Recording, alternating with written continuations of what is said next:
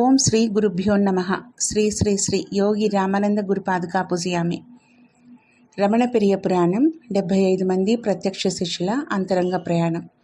శ్రీ రమణ మహర్షి శిష్యుల్లో ఒకరైనటువంటి ప్రొఫెసర్ జీవి సుబ్బరామయ్య గారి గురించి ఈరోజు తెలుసుకుందాం.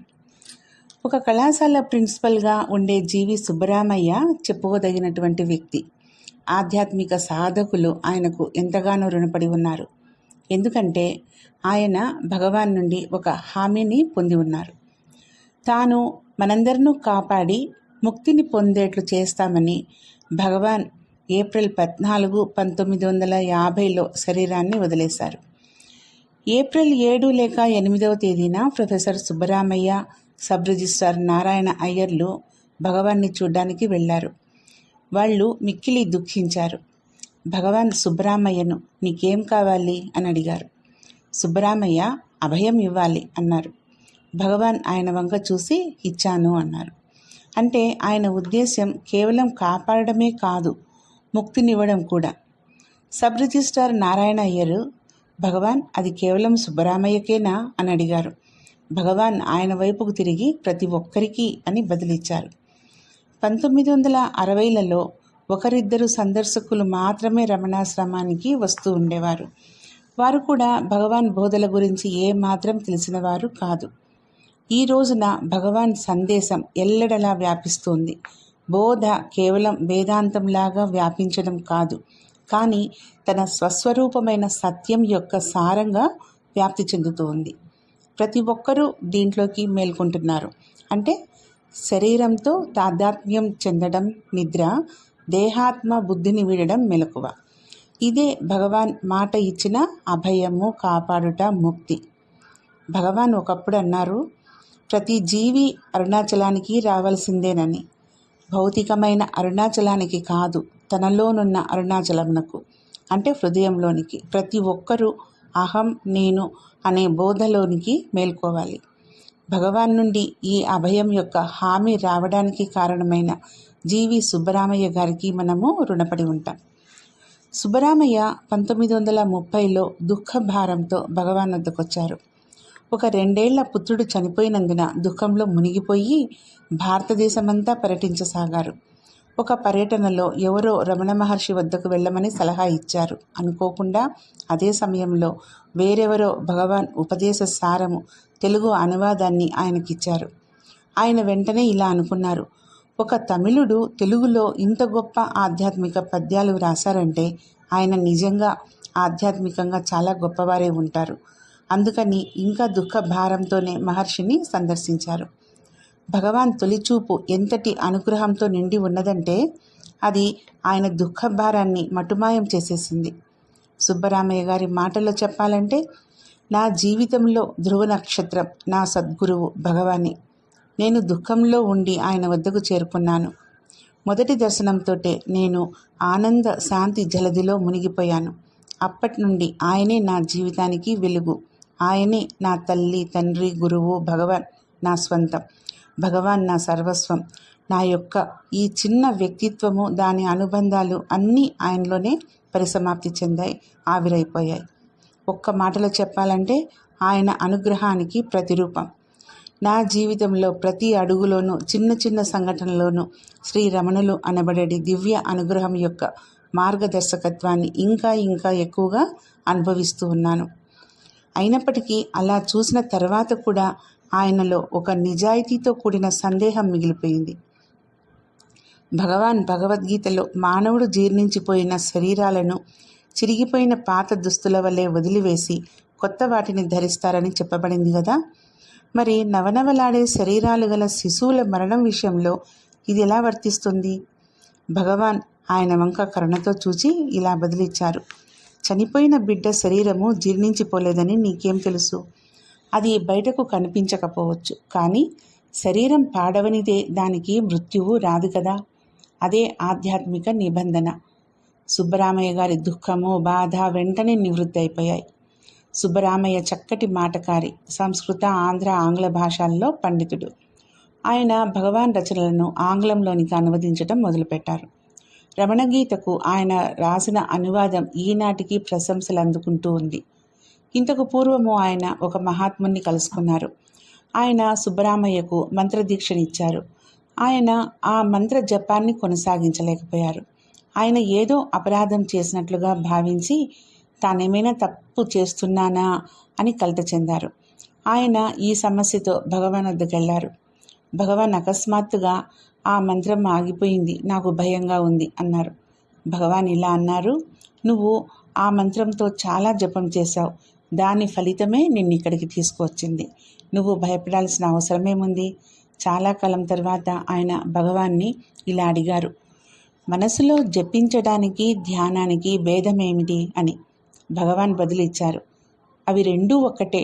రెండింటిలోనూ మనస్సు ఒకే విషయంపై కేంద్రీకరించబడి ఉంటుంది. మంత్రము, జపము, ధ్యానము, ధారణ అన్నీ కేవలం పేర్లలో తేడా మాత్రమే. వాటికి కొంత కృషి జమ చేయవలసి ఉన్నప్పుడు వానికి ఈ వేర్వేరు పేర్లతో వ్యవహరిస్తాం. గమ్యం చేరగానే అవి ప్రయత్నరహితంగా సాగిపోతాయి. ఇదివరకు సాధనంగా ఉన్నది ఇప్పుడు లక్ష్యంగా మారిపోతుంది. కొద్ది కాలం తర్వాత సుబ్బరామయ్య గారికి వేరొక రక సమస్య వచ్చింది. ఆయన స్వామి రామతీర్థచే బోధించబడిన ఒక ప్రాణాయామాన్ని అభ్యాసం చేస్తున్నారు. సుబ్బరామయ్య ఒక నిర్ణీత సమయంలో ప్రతిరోజు దాన్ని అభ్యాసం చేసేవారు. ఒక రోజున హఠాత్తుగా తన తల ముక్కలు చెక్కలైపోతుందేమోనంత బాధ కలిగింది ఆయనకి. ఆ అభ్యాసాన్ని ఆపివేసినప్పటి నుంచి రోజు అదే వేళకు ఆ బాధ కలిగేది. ఒకరోజు రాత్రి భగవాన్ ఒంటరిగా ఉన్నప్పుడు ఆయన తన సమస్యను చెప్పుకున్నారు. భగవాన్ నవ్వుతూ అన్నారు, ఏమిటి, మళ్ళీ భయంలో చిక్కుకున్నావా? గురువు చెంత నుండి మార్గాన్ని చూపకుండా ఎవరికి వారుగా యోగాభ్యాసం చేసేవారికి ఇటువంటి అనుభవాలే కలుగుతాయి. కానీ నువ్వు నా దగ్గరకు వచ్చావు కదా, ఇంకా నువ్వెందుకు భయపడాలి? తర్వాత గొంతు తగ్గించి గుసగుసగా చెప్పారు, మరలా నీకు ఆ బాధ కలిగినప్పుడు నన్ను తలుచుకో, నువ్వు బాగానే ఉంటావు అని. ఈ మాటలను మన హృదయంలో బంగారంతో లిఖించుకోవాలి. నువ్వు ఏ విధమైన సాధన చేస్తున్నా సరే, నీకెప్పుడైనా బాధ కలిగినప్పుడు లేదా సమస్య ఎదురైనప్పుడు గురువుగారి పేరు తలుచుకో. సుబ్బరామయ్య గారు ఆ బాధ తిరిగి తనకెప్పుడూ కలగలేదని నాతో వ్యక్తిగతంగా చెప్పారు. భగవాన్ సుబ్బరామయ్య గారికి సాధకులు ప్రార్థనలు ఎలా అర్పించాలో చాలా స్పష్టంగా చెప్పారు. గురువుగారిని ఆధ్యాత్మిక స్వేచ్ఛ కోసమే, ముక్తి కోసమే కోరుకోవాలనా, లేక ప్రాపంచిక వ్యవహారాలు కూడా సాయం అడగవచ్చునా? సుబ్బరామయ్య గారికి 2 లేక 3 సంవత్సరాల వయసు గల కుమార్తె ఉండేది. ఆ బిడ్డ పల్లెటూరులో పెరుగుతూ ఉండేది. ఆమెకు తరచుగా ఫిట్స్ వస్తుండే. ఆ బిడ్డ ఒకసారి స్పృహను కోల్పోయి ఇక బ్రతకదేమోనని అనిపించింది. సుబ్బరామయ్య వెంటనే భగవాన్కి అర్జెంట్ టెలిగ్రామ్ పంపారు. భగవాన్, నా బిడ్డ ఇందిర బాధపడుతూ ఉంది, దయచేసి ఆమెకు సాయపడండి. ఆ రోజు రాత్రి 7 గంటలకు పక్క గ్రామంలో ఉంటున్న వాళ్ళ బావగారు ఆ క్రిందటి సంవత్సరం రమణాశ్రమం నుండి తెచ్చిన విభూతిని తీసుకొని వచ్చారు. దాన్ని ఆమె నుదుటికి రాయండి అన్నారు. ఆయన 2 ఆయుర్వేద వైద్యులను కూడా పిలిపించారు. ఆమె నుదుట విభూతి రాయగానే అందరికీ ఆశ్చర్యం, సంతోషం కలిగేట్లుగా అప్పుడే వచ్చిన ఆ 2 ఆయుర్వేద వైద్యులు ఆమెకు నయమైందని చెప్పారు. ఆ మర్నాడే ఆశ్రమం నుండి జాబ్ అందింది. భగవాన్ మీ టెలిగ్రామ్ రాత్రి 7 గంటలకు చూచారు, అంతా బాగానే ఉంటుంది. సుబ్బరామయ్యకు అది గొప్ప అద్భుతం. ఆ తర్వాత క్రిస్మస్ సెలవులకు ఆయన భగవాన్ వద్దకు వెళ్ళారు.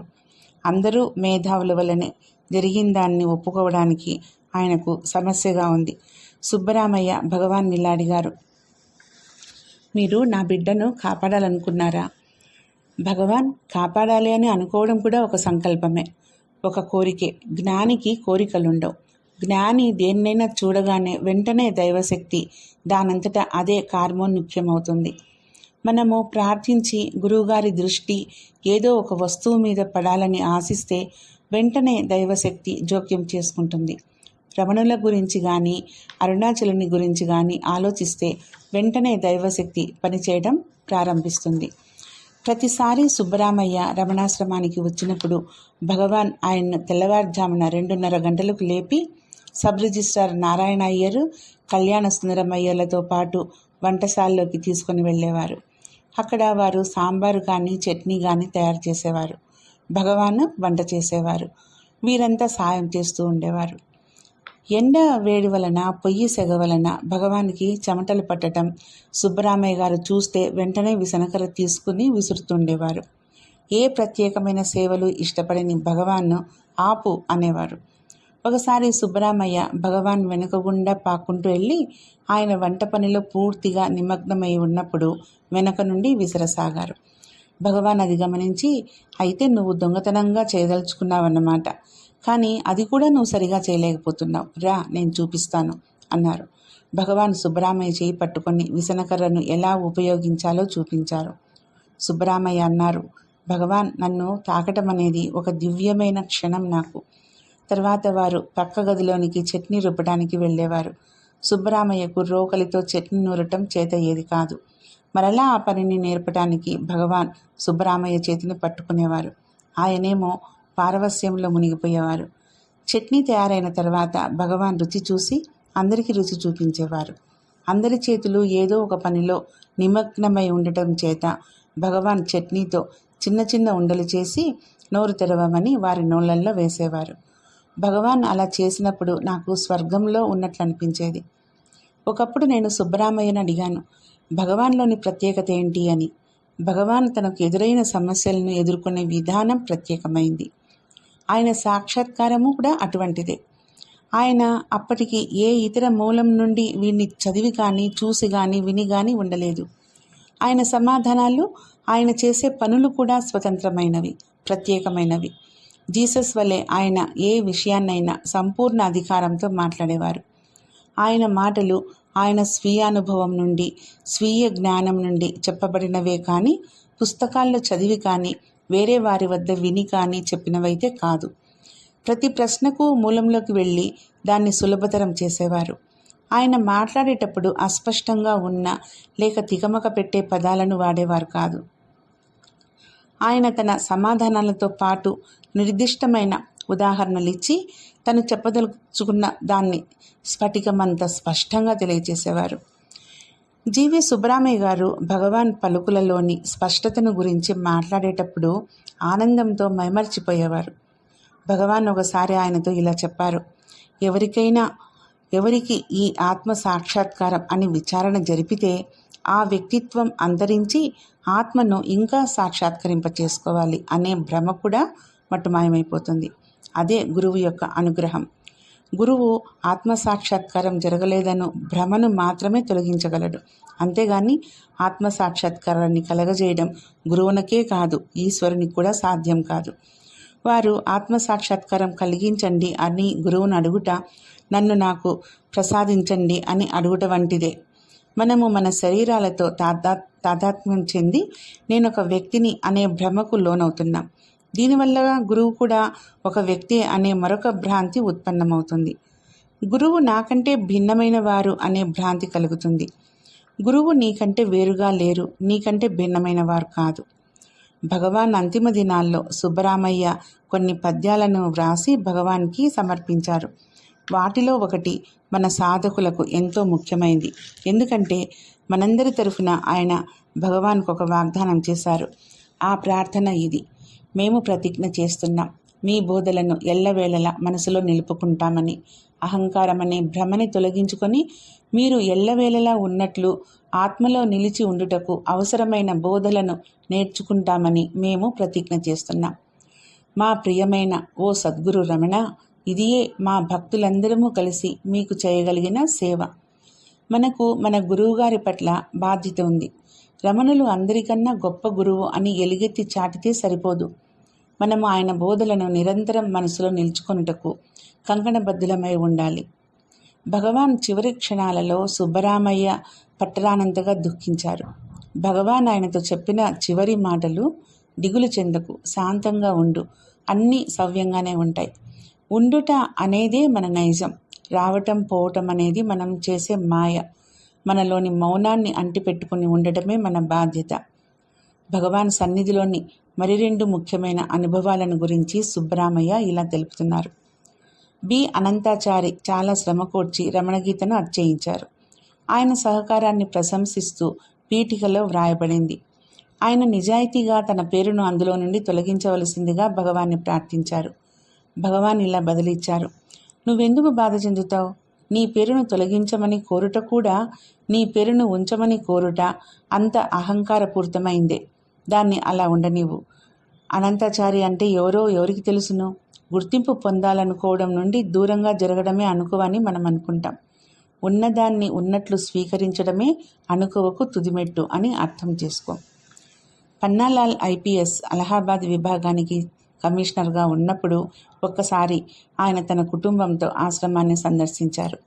తనకు సిరి సంపదలు, అధికారము, భౌతిక సుఖాలన్నీ ఉన్నప్పటికీ కూడా మనశ్శాంతి కరువైందని భగవాన్తో చెప్పుకున్నారు. భగవాన్ ఆయనకి, నువ్వు శాంతిని ఎందుకు కోరుకుంటున్నావు? నువ్వు ఇప్పుడున్న విధంగానే ఉండవచ్చు కదా అని ప్రశ్నించారు. పన్నాలాల్ బదిలిచ్చారు, ఎందుకంటే నేను సంతోషంగా లేను కాబట్టి అని. భగవాన్ సమాధానమిచ్చారు, ఒక వ్యక్తికి తలనొప్పి వస్తే సరియైన మందు తీసుకొని ఆ తలనొప్పిని వదిలించుకున్న దాకా విశ్రాంతి తీసుకోడు. ఎందుకంటే ఆరోగ్యము మన సహజ స్థితి, జబ్బు కాదు. అలాగే శాంతి అనేది మన సహజ స్థితి. నిజానికి మనం ఎల్లవేళలా శాంతిగానే ఉన్నాం, కానీ దాన్ని మరిచి బాహ్యంలో శాంతి కొరకు వెతుకుతాం. అది చాలా అసాధారణమైన కార్యం. అదే అన్ని సమస్యల్ని సృష్టిస్తుంది. ఏ క్షణానైతే నువ్వు నీ మనసును బాహ్య వస్తువుల నుండి మరల్చి అంతరంగంలోకి త్రిప్పుతావో అప్పుడే నీకు శాంతి లభించి ఆనందం కలుగుతుంది. ఒకసారి తెల్లవారుజామున సుబ్బరామయ్య భగవాన్ని దర్శించినప్పుడు మనము స్వస్వరూపము అనుభూతిని ప్రతిరోజు ఎలా పొందవచ్చునో భగవాన్ చెప్పారు. నిద్రకు మెలకువకు మధ్య ఒక క్షణకాలపు మసక వెలుగు ఉంటుంది. జాగ్రత్త అవస్థ నేను అనే ఆలోచనతో మొదలవుతుంది. ఆ నేను అనే ఆలోచన ఉదయించక ముందు ఒక క్షణంలో కొద్ది భాగం అఖండమైన శుద్ధ చైతన్యం లేదా ఎరుక ఉంటుంది. కాబట్టి మొదట స్పృహ లేకుండుట, తర్వాత శుద్ధమైన ఎరుక లేదా చైతన్యం, తర్వాత నేను అనే ఆలోచన ఉంటాయి. అప్పుడు మనము మన చుట్టూ ఉన్న ప్రపంచం గూర్చి స్పృహ కలిగి ఉంటాం. మనము చురుకుగా మెలకువగా కనిపెట్టి ఉండగలిగితే శుద్ధ చైతన్యాన్ని గమనించగలుగుతాం, అంటే అనుభవించగలుగుతాం. భగవాన్ బోధలోని చక్కదనం ఏమిటంటే అది సులభమైంది, సూటిగైంది, సహజమైంది. మహోన్నతుడైన గురువుకు ఆయన పాత భక్తులకు మధ్యనున్న పవిత్రమైన అనుబంధాలను గురించి చదవగలగటం మన భాగ్యం. ఈ ప్రక్రియలో మన అంతరంగం పరిశుద్ధమవుతుంది. అది సత్యంపై కేంద్రీకరించబడటానికి సమాయత్తమవుతుంది. మనము అసంకల్పితంగా మెదడు వైపు, జ్ఞాపకాల వైపు, కోరికల వైపు తిరుగుతాం. ఎందుకంటే మన భద్రత అందులో ఉందని మనం అనుకొనుట చేత. మనకు పరిపూర్ణ విశ్వాసం ఉండాలి. అరుణాచల అంటే అరుణ, అచల. అరుణ అంటే ఉండటం, అచల అంటే కదలిక లేకుండా స్థిరంగా అని. మన మనస్సు ఏ చలనము లేకుండా నిశ్చల స్థితిలో, అరుణ అంటే సర్వకాల సర్వావస్థల్లోనూ ఉండేది అని, అచల అంటే కదలిక లేకుండా స్థిరంగా అని అర్థం. మనస్సు కదలిక లేకుండా నిశ్చలంగా ఉన్నప్పుడు దానికి ఆత్మలో లీనమగుట తప్ప వేరే మార్గం లేదు. ఎరుకగా మిగిలిపోవటయే మార్గం. ప్రతి వారు చివరకు అరుణాచలానికి రావలసిందే అని భగవాన్ అన్న మాటలకు అర్థం ఇదే. నువ్వు సత్యం కావాలనుకుంటే చలించే మనస్సును నిశ్చలం చేయాలి. నేను సుబ్బరామయ్య గారితో సన్నిహితంగా ఉండేవాడిని. ఒకసారి నేను ఆయన స్వంత టౌన్కి వెళ్ళాను. ఆయన నాకు హారిజాన్ను చూపించి భూమి ఆకాశం కలుస్తున్నట్లుండే ప్రదేశం. అరుణాచలుడు అక్కడ ఉన్నారు గణేష, నువ్వు చూడలేదా? నేను అరుణాచలుని చూడగలిగాను. అది అద్భుతం కాదని నేను మీకు చెప్పగలను. మనస్సు నేను అరుణాచలాన్ని చూడటం లేదు అంటే మనస్సు వెంటనే కల్పించే చూడటం లేదు అనే భావనపై నువ్వు దృష్టి పెడుతున్నావన్నమాట. మనస్సు వెంటనే కల్పించే అసత్య భావాలను తిరస్కరించండి. మనలో ఉండే విశ్వాసమే నిజం. ఆయన 400 మైళ్ళ దూరం నుండి నాకు అరుణాచలాన్ని చూపించారు. నేను చూడగలిగాను. కేకే నంబియార్ కూడా నాకు ముంబైలో ఉన్నప్పటి నుండి, అనగా 1960 నుండి తెలుసు. ఆయన కూడా సత్యంలో మునిగారు. ఆయన ఒక పెద్ద కంపెనీకి మేనేజింగ్ డైరెక్టర్గా పనిచేస్తూ సముద్రానికి ఎదురుగా ఉన్న పెద్ద అంతఃపురం వంటి భవనంలో ఉండేవారు. ఆయన నన్ను రాత్రి భోజనానికి పిలిచారు. వాళ్ళ ఇంట్లోకి వెళ్ళాలంటే నాకు కొంచెం సంకోచంగా ఉండేది. ఆయన నన్ను స్వతంత్రంగా ఉండేట్లు చేసి మేడపైకి తీసుకెళ్లి సముద్రాన్ని చూపించారు. ఆయన నన్ను కౌగిలించుకొని ఇలా అన్నారు, చూడు గణేష, అరుణాచలుడు అక్కడున్నారు. మరలా ఆ రోజున సముద్ర ఉపరితలంపై అరుణాచలాన్ని నేను చూశాను. తర్వాతనే నేను అరుణాచలంలో నిలిచి దాని లోతు అనుభవించాను. ప్రతి ఒక్కరూ కూడా అరుణాచలానికి రావలసిందే అనేది భగవాన్ పవిత్రమైన పలుకులు. మనకు ఆ మాటల మీదే కాదు, మన మీద కూడా మనకు విశ్వాసం ఉండాలి. మనం మన లోపలికి తిరగాలి. ఎందుకంటే మనమే సత్యం కాబట్టి. సత్యం అన్ని ప్రదేశాల్లోనూ ఉంది. మీ మెదడు వైపుకు, మనసు వైపుకు చూడకండి.